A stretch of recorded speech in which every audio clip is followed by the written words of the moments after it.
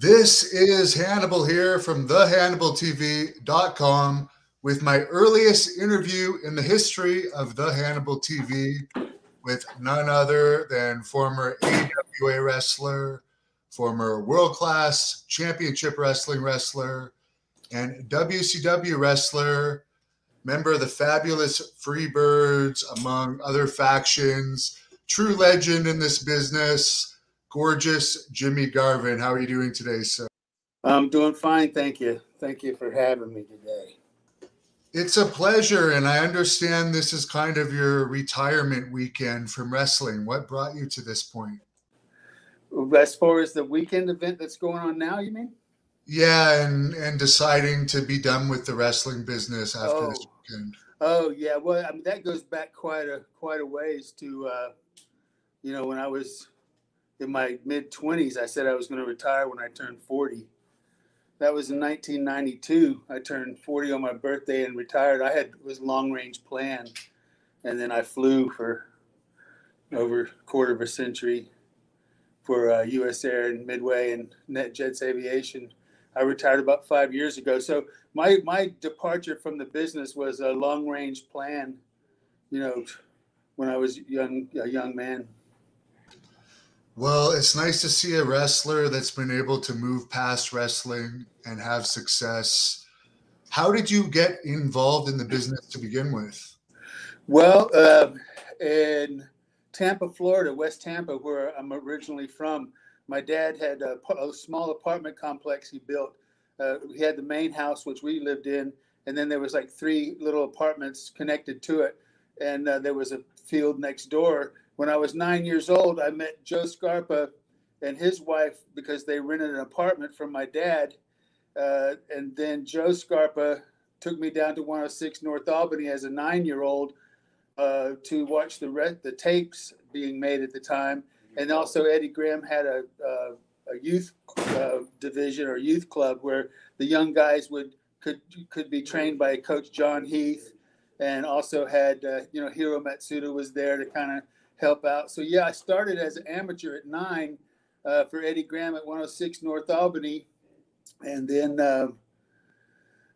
just to transition to pro when I was 17, because I was the oldest of 4 kids, and my dad passed when I was 12, so I had to go to work. So I turned pro November 1st, 1969 for Ernie Mohammed in Phoenix, Arizona, and then the rest is just history more or less. But yeah, that's kind of how I got started. How was your actually pro wrestling training? Because back in those days, they were known for stretching wrestlers and really making you pay your dues, but you were fairly young getting into the business. Yeah, 17 years old, and I need to back up too, just to cover it, just so people know that I'm trying to cover most of the important things. And that was that after my dad passed, and several years later, my mom ended up marrying Ronnie Garvin, so he was like my stepfather for a while. But then I left home early, and went on the road. But he really didn't have nothing to do with me breaking in. Actually, I guess is my point.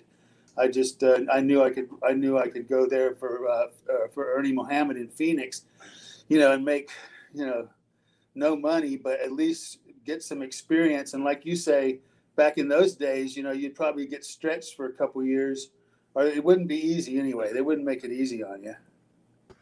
Now, I'm from the Ottawa area, but my company, Great North Wrestling, promotes the Ottawa Valley, where I believe you met Precious in the Northlands territory in Ontario. Do you have any memories of working that territory with your brother, or with your kayfabe brother anyways? The North Bay territory, when we with Larry Kasaboski, when Ronnie and Terry and Frankie Kane and Crux, all those guys that were up there at the time. Funk was even up there, like in the summers in the 60s, 67, 68. When the only time I wrestled with Ronnie was in Montreal in 1985, the summer of 84, maybe it was.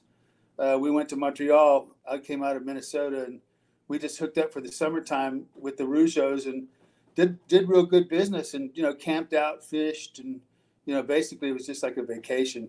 But, You had a couple of legendary angles with the Rougeos too. I believe one was the spraying of the precious spray in one of their eyes, which nearly caused a riot. Any memories of that? Yeah, there was. I tell you, with the Rougeos and Ronnie and I and Precious up there, I don't. She may have sprayed the dad or something. I can't remember, but the Montreal Forum was a. We got a couple of riots in there. We had some really tough matches and some real riot type stuff with those guys all over Quebec, because we went all over Quebec with that angle. And holy crap, yeah, we fought for our life many nights. And I actually remember in the early 2000s, I went to one of your like 20-year later matches against the Rougeos, and you still had about 3,000 fans in attendance. Any memories of those matches? No, I don't. How are They were great guys to work with, though. And Montreal, my goodness, they were like, Quebec's sons type of thing.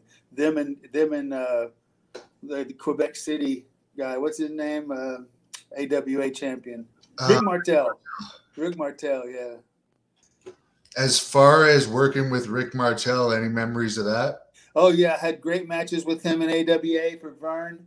All with Vern's different cities that we all went to. Martel and I had really.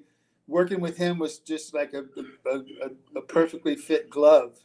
It was just one of those guys you run into every once in a while, maybe a handful of them in my whole career, that you just cannot have hardly a bad match with them. You'd really just have to lose your mind to have a bad match with them.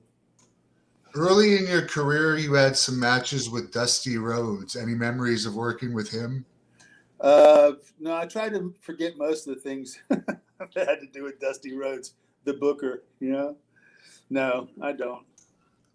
Dusty just seemed to turn up whenever I was selling out places. Yeah, actually, Ronnie said something similar, that he would attach on to wrestlers that were doing successful to kind of like scoop the heat, I guess. Yeah. He rode the coattails of everybody. And whatever, I don't want to sound. I don't by no means want to sound sour or whatever. Whatever he did, what he did, that's him. Good for him, but not my style. We have some fan questions on here, and Jeff Gills wants to know whatever happened to your valet, Sunshine. Sunshine was doing really good in Texas. We came out of Florida, went to Texas in '83 or '84, right around in there. 84 probably. And she was really young when she came on board with me in Florida.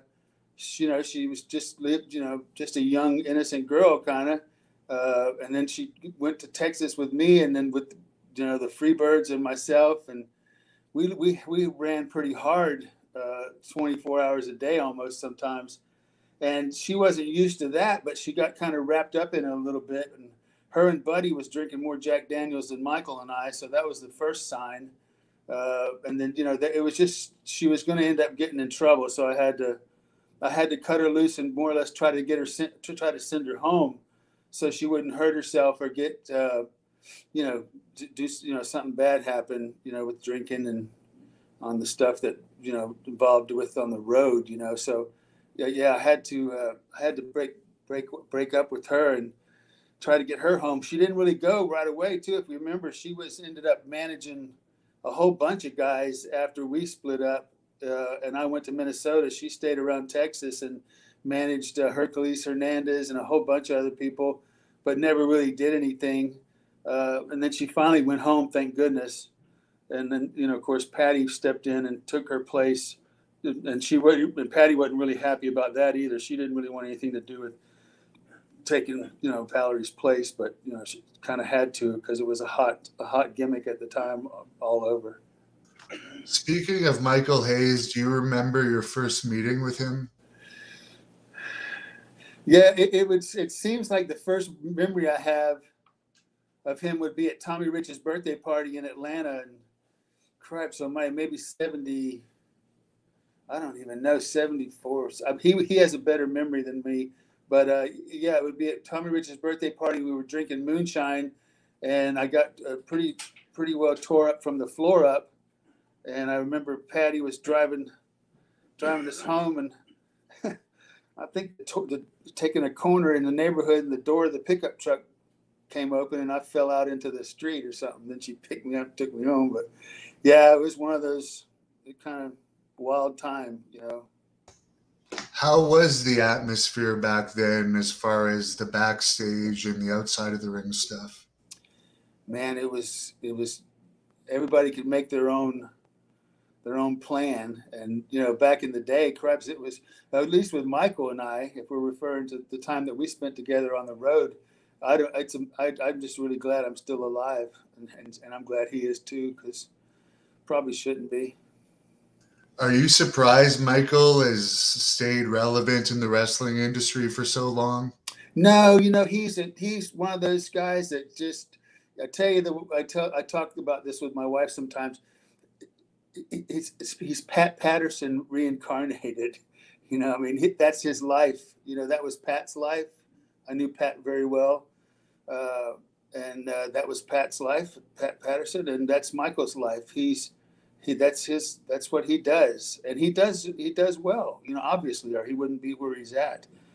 He's got a good head, and he's done well, considering, you know, we were a little bit on the wild side. So he did better than I did for Vince. I only lasted a week.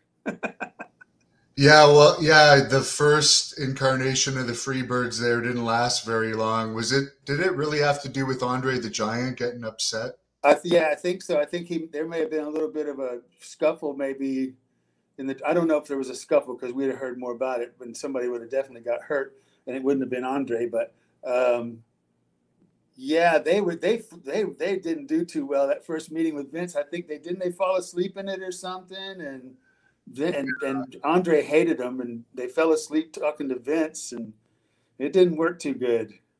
I heard they were going to give Michael a huge push too, and unfortunately, that whatever happened there kind of blew it for that point in time. Yeah, it was they didn't they yeah, and you know, they just, you know, they were used to, and we all were, you know, not just Michael and Terry and Buddy, but in the circles that we ran at the time, you know, just coming in from Texas and all that stuff. We weren't in our right mind anyway. So, you know, going up to Vince, you have to change your style a little bit accordingly. And Michael wasn't in the mood to change nothing, so he thought he'd stay the same, and that didn't work out too good. So he went away and came back a new man. And they made him cut his hair, which who knows why. Yeah, Doc Hendricks, right? Yeah. Well, you know, when I went up there to try out, supposedly the big tryout, after I'd been in the business for 20 some years, I was up there for a tryout, which was a joke. I lost my train of thought on it, but I just didn't fit in. It wasn't going to work for me. I was flying for NetJets too at the time, and you know, had a great job with Warren Buffett and NetJets, and so I just went up there just to mess around a little bit. But no, I couldn't stay up there. I couldn't do that kind of stuff. I can't.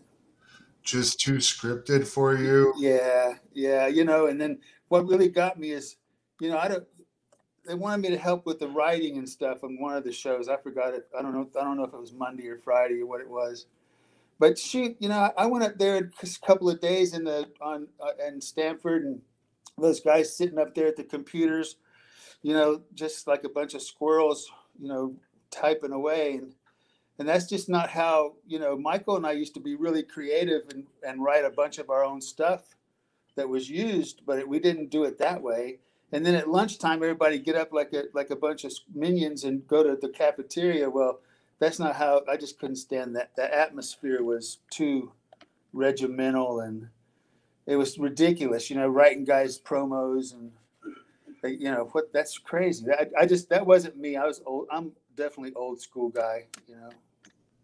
The first time I remember seeing you was on those old AWA tapes when you were teaming with Mr. Electricity, Steve Regal, who I've interviewed and is a great guy. Any memories of that team? And of course, you had that memorable feud against the Road Warriors. Yeah. Minneapolis, St. Paul. We took the titles from them. I think they did that to them just to I don't know. Like Hawk and Animal liked Steve and I a lot, so they wouldn't have any problem dropping the titles to us. And unlike if there was somebody else, if they had a problem or didn't feel like doing it, they wouldn't do it. But we had a good angle with them. They worked well with us. You know, they could have destroyed us at any time, kind of, but they worked well with us. We got along with them. Drew some good money with them around the territory. So yeah, it was a good experience. And I enjoyed working with him. And Steve Regal was a great guy, like you said, great worker, great hand, old school guy. And he also got out of the business and had success at a regular job as well. Yeah, he's down in Florida, but what did he end up doing? Do you remember? I don't remember. He did sales, but I believe he's retired now. Yeah. But Real he nice watches guy. this channel, so he might see you. He's a great guy. I talk to him every now and then. Yeah, well, if he sees this, hey Steve, find me and get a hold of me. But no, and by the way, my wife and I watch your show too all the time. So, just so you know. That's great. I really appreciate that because I was a big fan of yours, so that's an honor. Well, thank you. As far as Curt Hennig and Scott Hall, you also feuded with them. Yeah, that was Scott Hall was kind of just starting out, if I believe. He hadn't been around a long time. Curt Hennig, of course, was seasoned well, but yeah, had some good matches with them. AWA was a great territory when I was there in 85. But then, of course, we all know what happened after that. It kind of went away. But yeah, it was great. It was great working with them. They had good talent.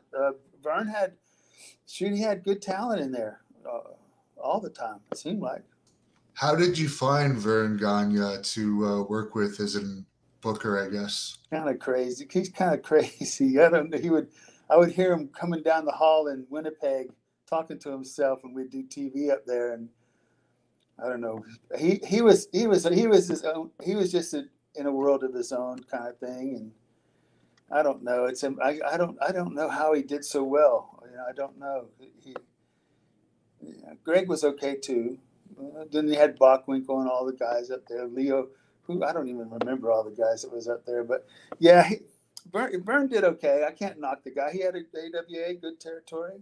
It was too bad he lost all his talent to Vince because that was the downfall, I think. I'm not a historian on it, but he was doing good until Vince took the talent from him, I guess. And of course, you feuded with the Midnight Express in the NWA with Jim Cornette as the manager. Any memories of that feud? Yeah, I do. At the time, I was on the gas pretty good, and I never did steroids that much. Really, I just didn't. Size wasn't my thing anyway. But at the time, I was on the sauce when we had that angle with them, and I probably wasn't that nice to work with. Not that I was a butthole, or somebody being really rude, because you'd get yourself hurt doing that in this business, as you know. But I mean, you know how it is when you're on the gas too. Not you're just jacked up and in high gear most of the time. So they didn't really like working with me too much. We had some pretty open arguments about my technique and style and stuff, and I apologize for being that way now. But yeah, it was rough on them a little bit. And then one time I remember Dr. Death was in their corner, and I got a little out of hand with them, because I didn't care for Cornette anyway too much. And Bobby, of course, I loved him, and Stan was okay.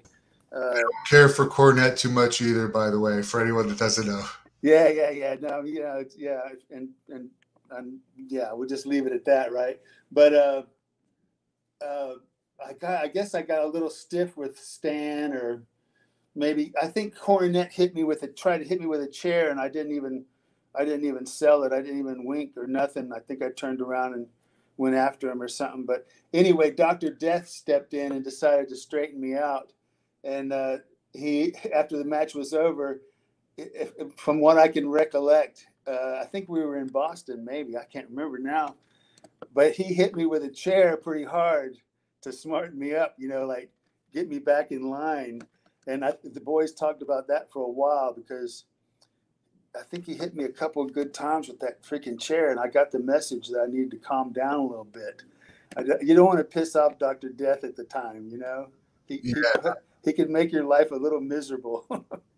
And for fans that don't know, often there's like a policeman in the territory that will do stuff like that. But may I ask why you decided to take stuff at that time when you were known more as a wrestler anyways than a body guy?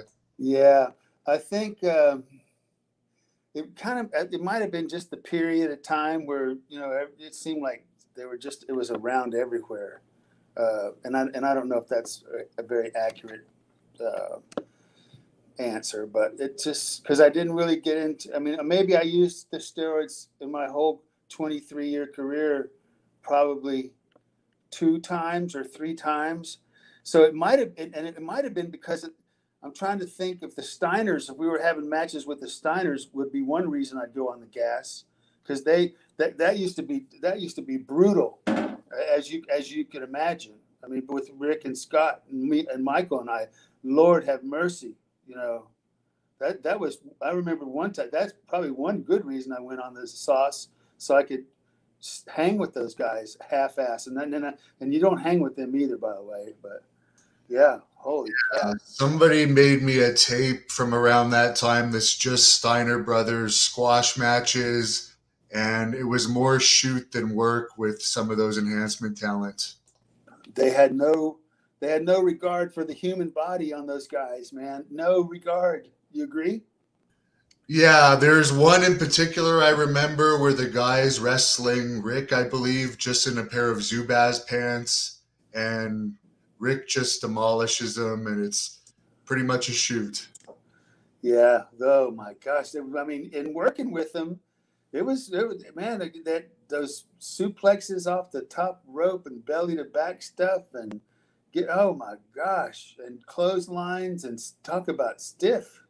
Lord have mercy. But you know, we handed it right back to them. I mean, we didn't complain too much, but holy crap, that was tough work there. World of Crazy Dan says, would you do the strut for us, Jimmy? No. Oh, it's not dark enough, and I haven't been drinking. I don't drink anymore anyway. Oh, what made you stop? Just bad for your health, or? You know, the fact that, you know, miraculously next month I'll be 70 years old, and I've had a wonderful, blessed career, 2 careers, the wrestling and the aviation, incredible careers. And I've just been so lucky that years ago, I just said, you know, when I was young, I did everything, and I did it a lot. And I just thought, you know, it's time to kind of calm down. And I made that decision 20 years ago. But yeah. Well, nothing is like 120 in wrestler years. Huh?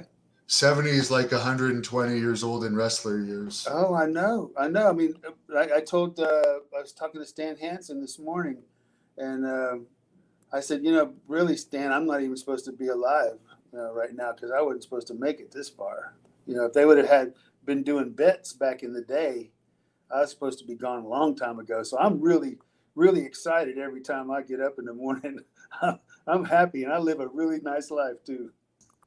Well, that's good to hear. Is there any wrestler in particular whose death hit you the hardest of all the fallen brothers that have passed away?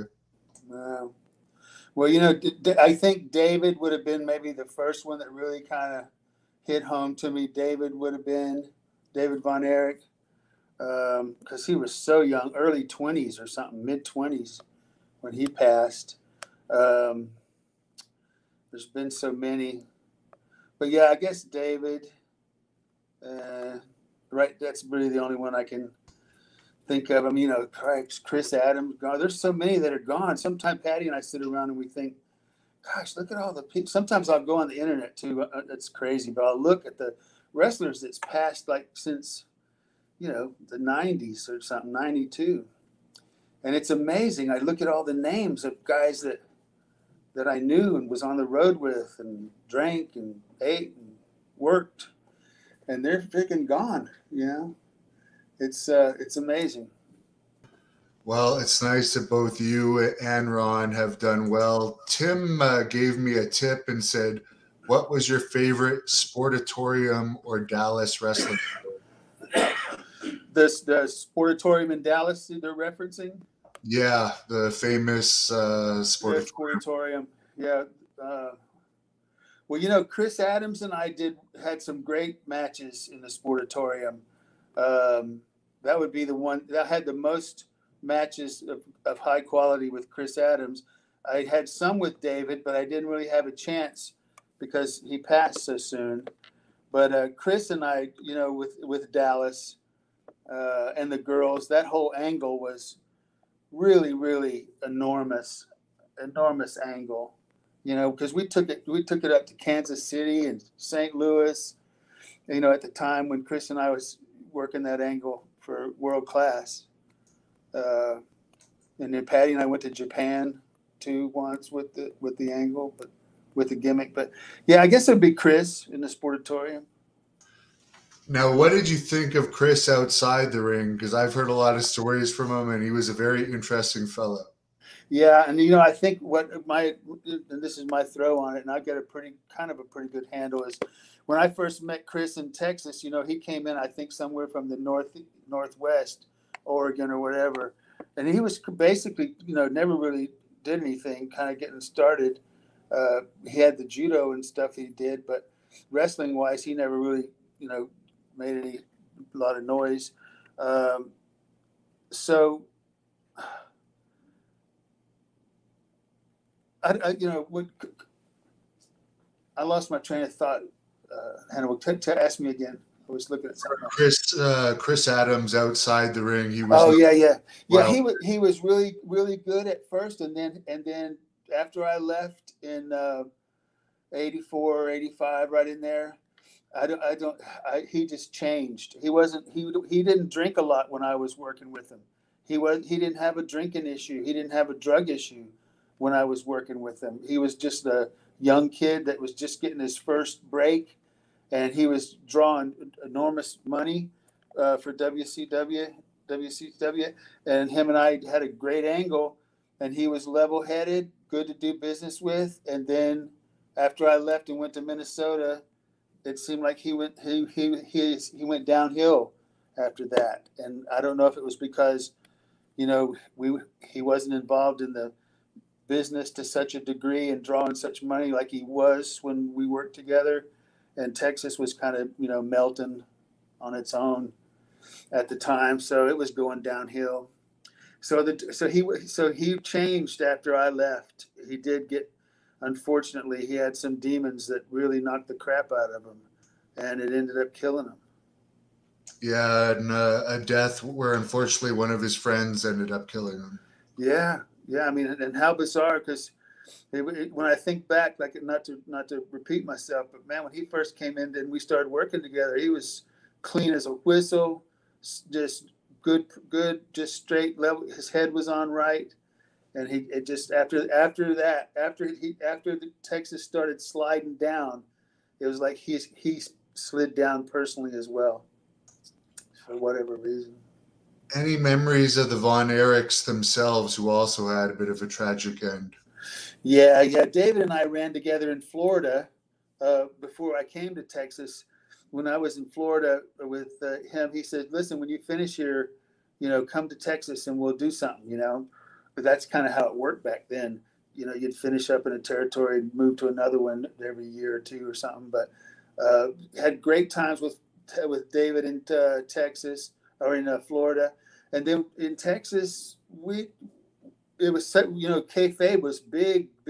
So, you know, we didn't socialize or we didn't hang around with them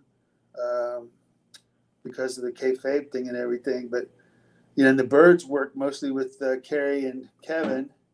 Dave did his Japan thing. So, yeah, I didn't have much. I didn't work with Kerry and Kev. I worked with Chris most of the time. Did you notice if there was issues ever, or was that a surprise to you to hear about all that? With Kevin and with Kevin?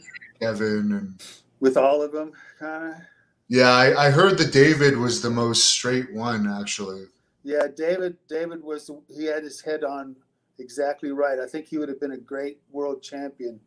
I think maybe you hear that too, or have heard it, that he maybe was in line for the title. Did you ever hear that?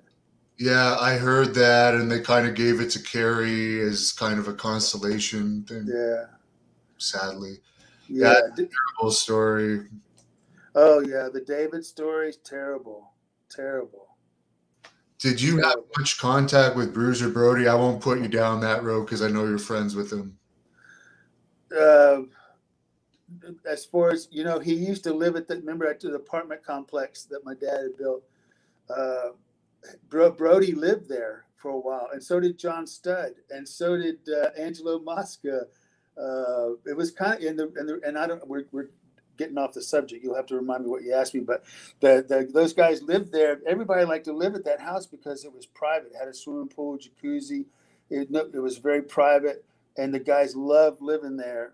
And I have fond memories of all of them guys enjoying themselves.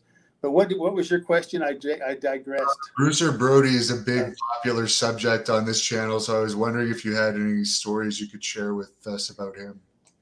He used to stay at the house, and then he would walk. He was just a great. He was a great guy. There was only one of him too. I mean, obviously, there was only one Bruiser Brody, but I always got along with him. Never was really close to him.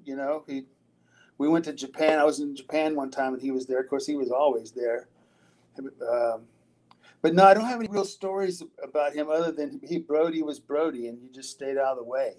That's probably the best thing to do, is just stay out of the way. How did you like wrestling in Japan overall? It was okay. It was okay. I wasn't in the right frame of mind at the time to. I still kick myself when I think about the ankles in Japan, especially when Patty and I went over there. I I didn't have my head on right business wise. I was just making money and messing around. And we stayed a month in Hawaii on the way over to Japan, and then on the way back we stayed another month. I was just in basically la la land. I guess where I'm going with that is I missed the boat on having a really good angle over there using Precious because the valet in Japan had never been utilized at all, and it would have been huge money, but I just didn't do it. So I kind of regret that part. Tom wants to know, how did you and Patty meet?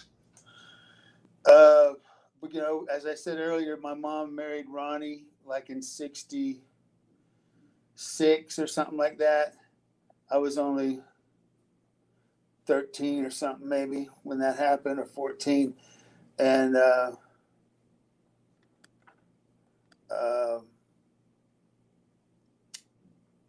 give me the question again. I forgot it. How you and Patty met? Patty. So we would go to Ronnie would go to Northland Wrestling up for Larry Kazaboski, and in '67 we went to Montreal to the Expo.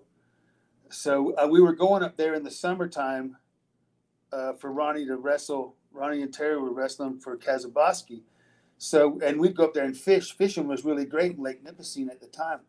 So in 1969, we go the summer of '69,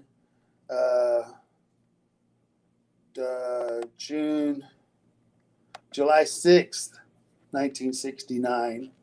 I met Patty at Tim Hortons. Tim Horton had a little hot dog stand there.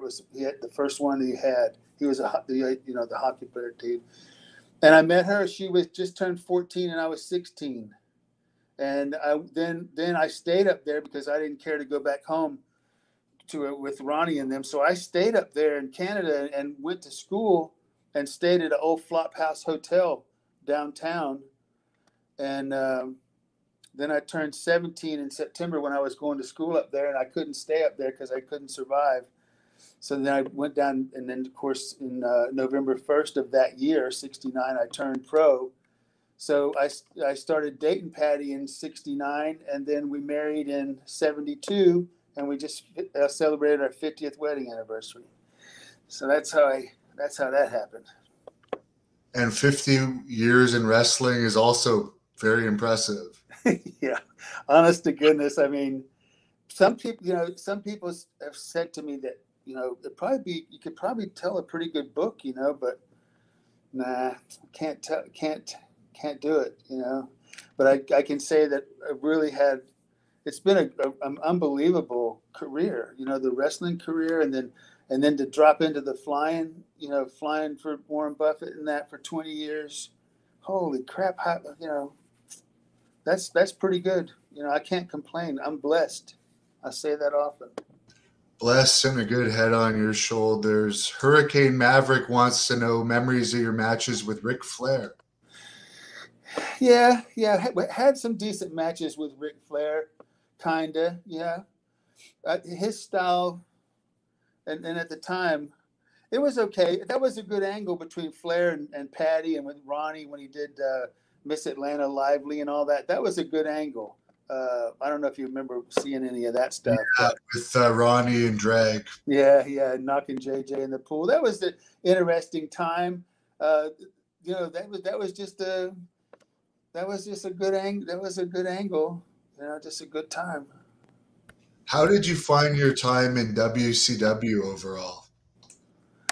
Having the politics that was involved there in my frame of mind at the time, which I never played the politics, and I never was an office or a company guy. I was more of I think it's well known that I was a tad bit on the outlaw side.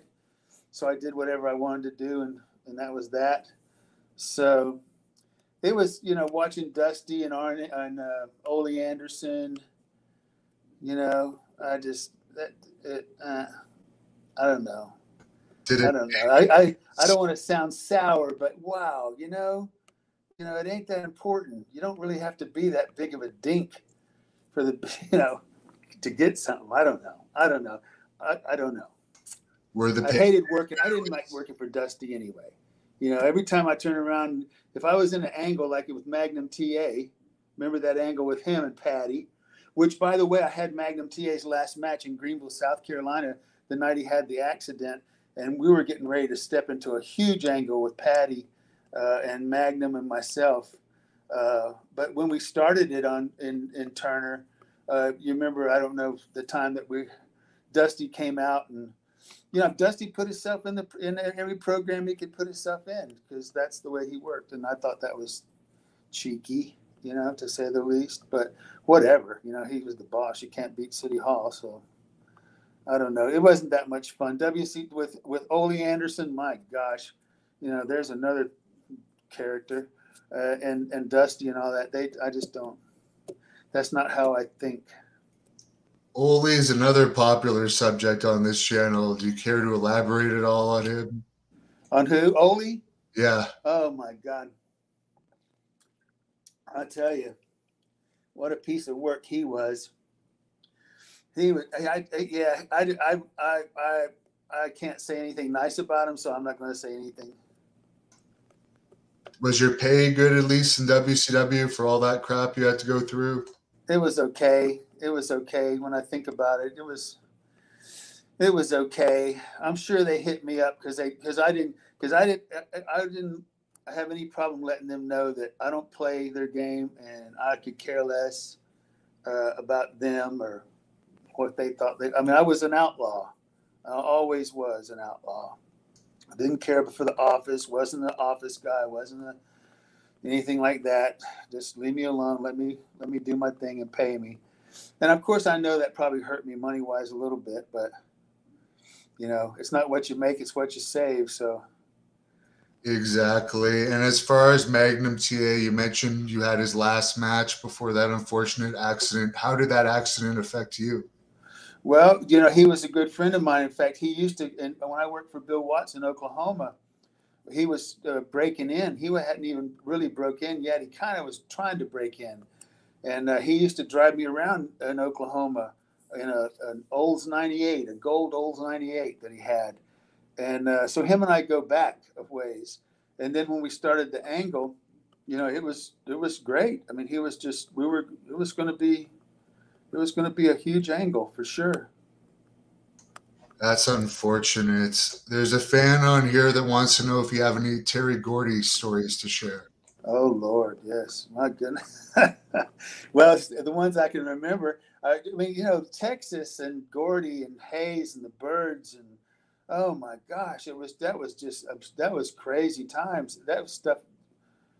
I mean, we came home one night. I've told this story before, but we came home one night from Friday night, in Dallas at the Sportatorium, and we just stopped by that. We already get, liquored up, liquor store run was done.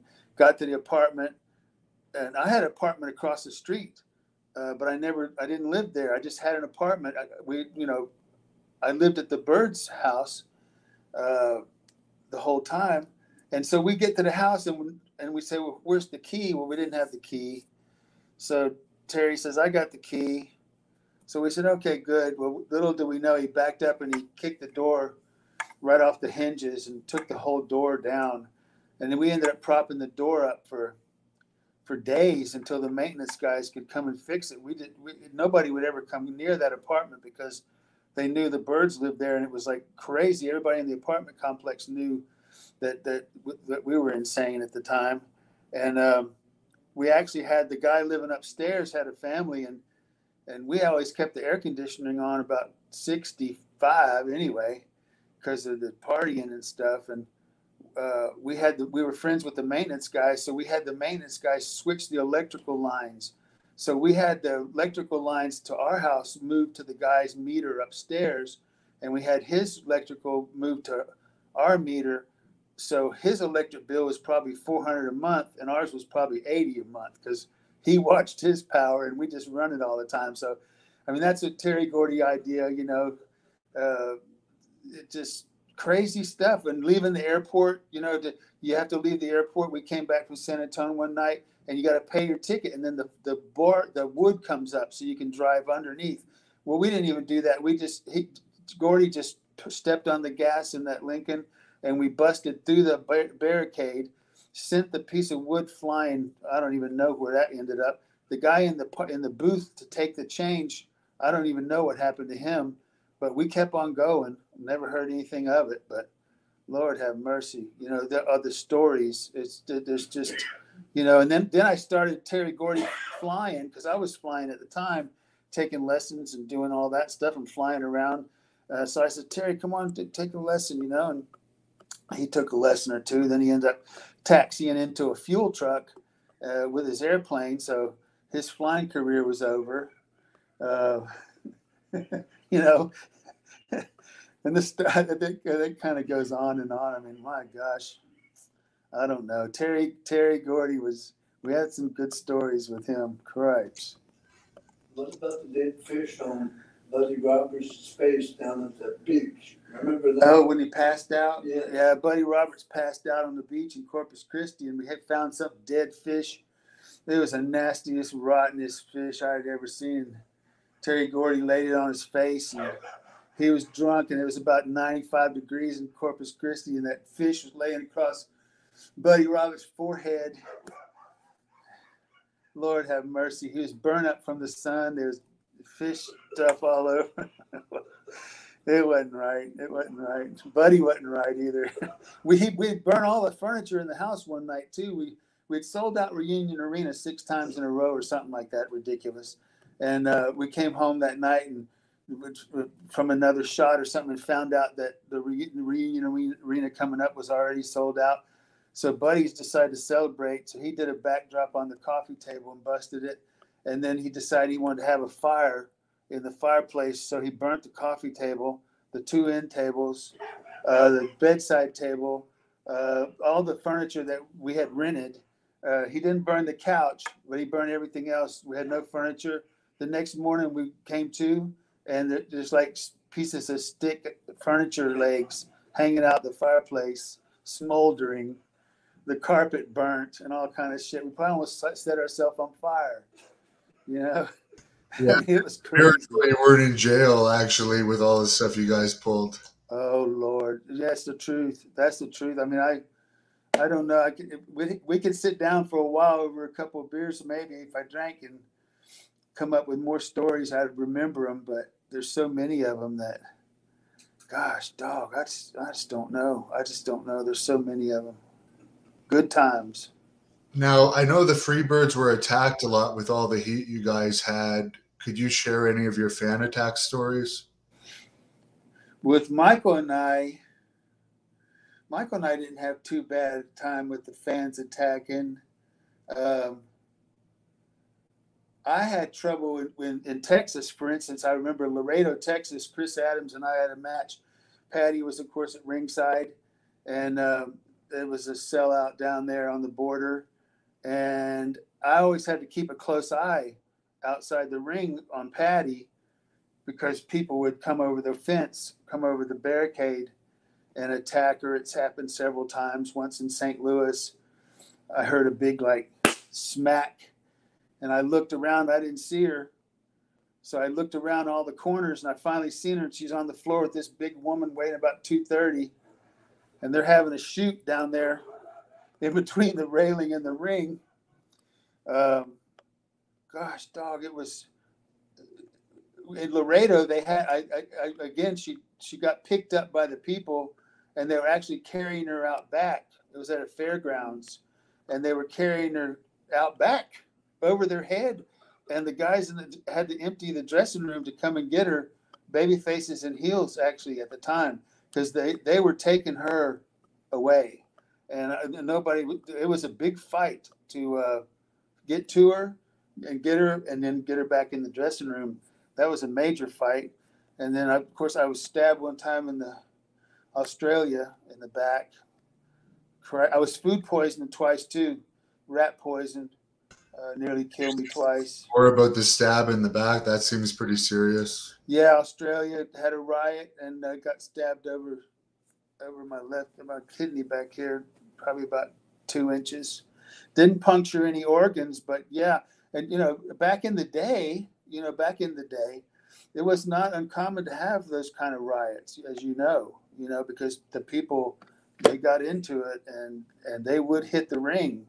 And I've had them hit the ring and, like I say, getting stabbed and getting my hair pulled out by the roots and have to fight your way back, to the dressing room.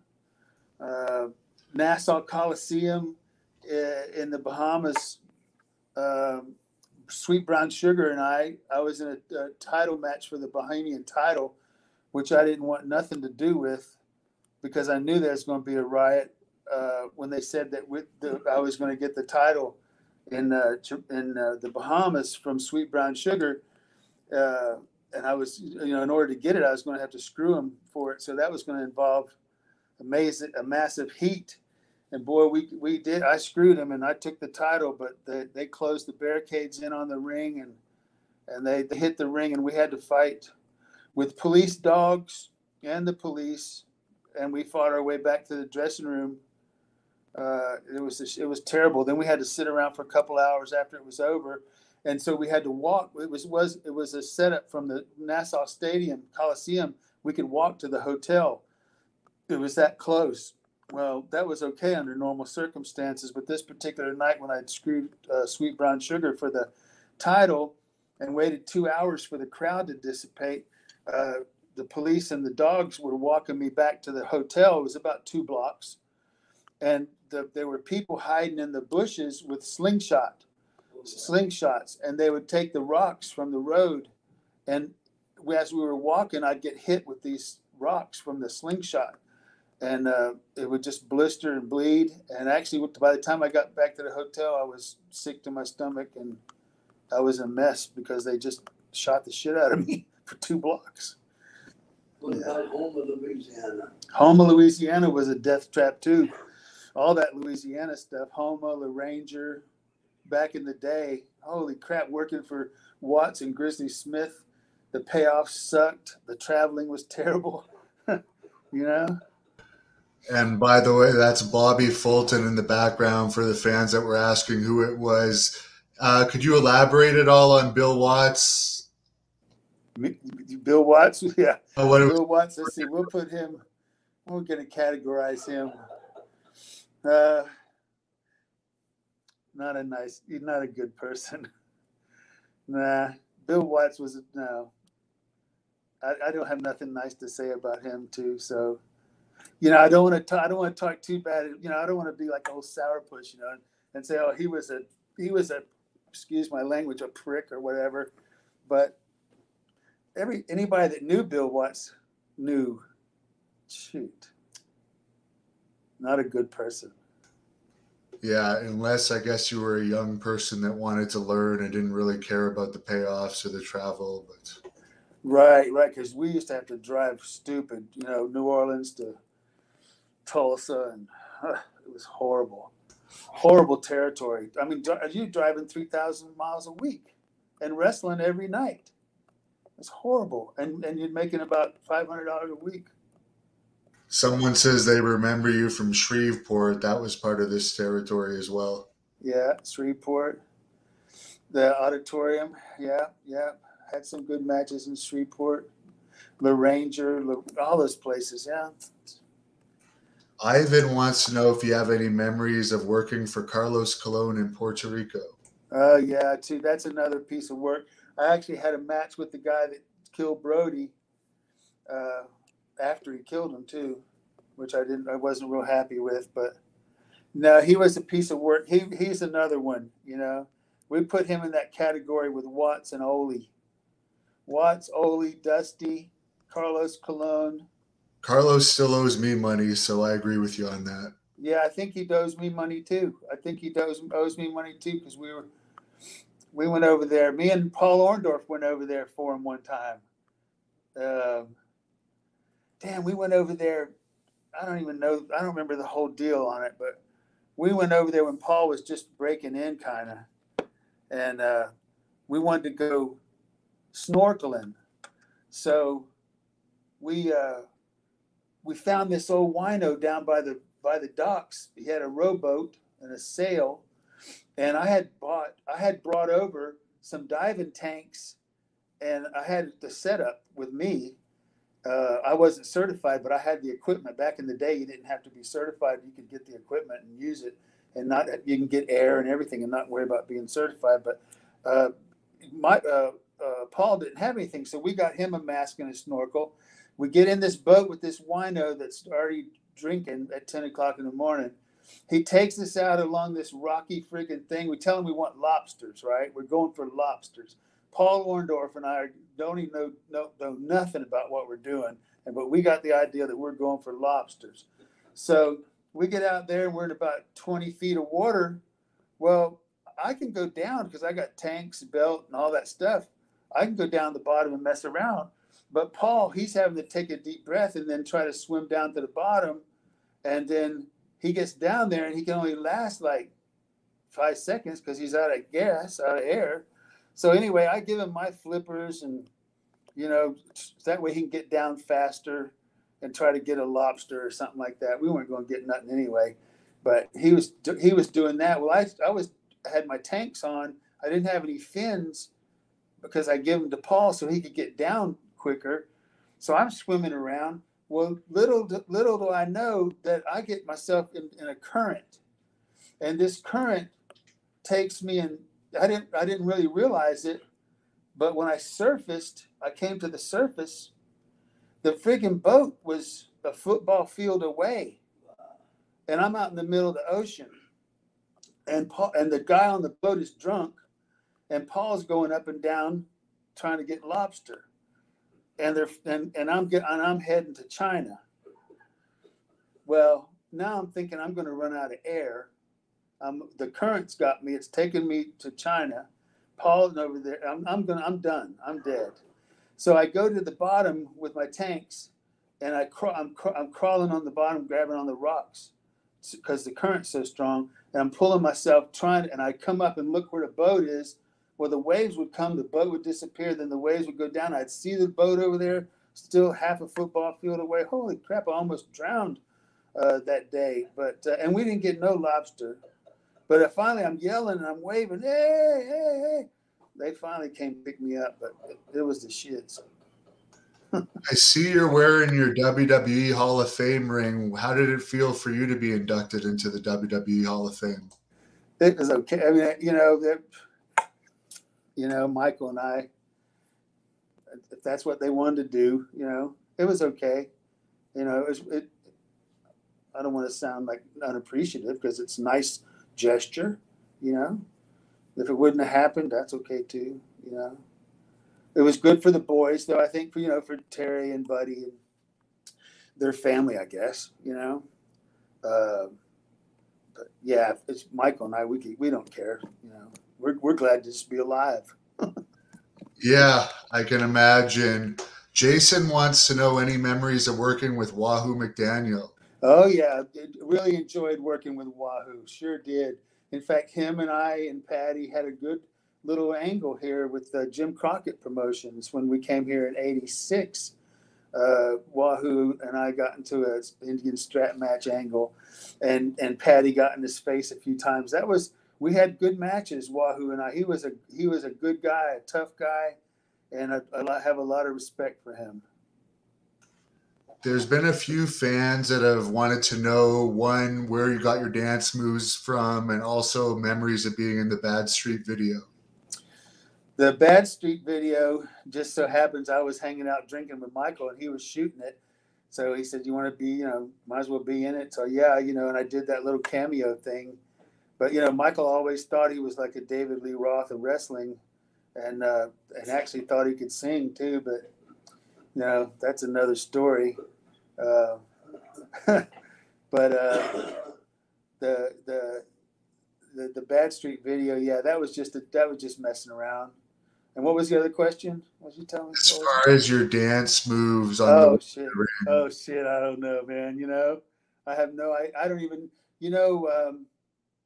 Just for a quick story, the gorgeous Jimmy Garvin character, I was traveling with Ernie Ladd going down to Miami in the Florida territory in like '84. And he said, "Jim," he says, "you got a good background. You got an amateur background. You could wrestle." He says, "But you're too plain Jane. You're not going to ever sell any tickets. You need a gimmick." So to make a long story short, Ernie Ladd talked to me for about 3 hours about having a gimmick. And then I went home and thought about it and thought, yeah, I'm pretty plain Jane. And yeah, I'm probably not going to sell any tickets with this gimmick. So I need a gimmick. And then I started thinking about Gorgeous George. And of course, the gorgeous Jimmy Garvin character came around. And I created that with an 80s version, more or less, of a Gorgeous George with the valet. And that kind of started, that just kind of started that. And then with the sharp dressed man, I mean, I don't know where the moves come from. And to be honest with you, that character, I'm glad he's done too. I had a bunch of people on here said you had the best perm in wrestling. But you know what? That was my natural hair. It wasn't a perm. Wasn't. Really? So you didn't have to work on that at all? No, I woke up looking that way. Yeah. Yeah. I'm with a girl right now, and she said you looked sexy back in those days. Yeah, I was. She's mad that I pointed out. I'm sorry. Yeah, no, it's okay. I lived it. Yeah, I did it. What did you get your pilot's license, by the way? Just to wrap this up here. How did I get it? When? Yes, because it's unusual for a wrestler to end up becoming a pilot. Yeah. Well, I tell you, it's a great story too. I mean, Sam Maneker, who worked for Leroy McGurk in Oklahoma in 1972. After I broke in, I went to McGurk in '73, and I had to go to a town, and Sam Maneker had a Cherokee 140, and he flew me to the town in this little single-engine airplane. Make a long story short, if I can. So I fell in love with aviation. I started taking lessons. I just loved to fly. But I knew I could make some money in wrestling eventually. So I had to stay with that. But I knew I loved to fly. So every territory I went to after that, I always took lessons wherever I was at. If I was in a town for the weekend or for whatever length of time, I'd go out to the local airport and get a flight instructor, take me up, and I had a logbook, and I'd take lessons all over wherever I was wrestling at. So by the time I was, by the time I was like 27, because I started flying when I was like 19, pro 17, I turned pro. 19, I started flying. the time I was 27, I had my flight instructor's rating.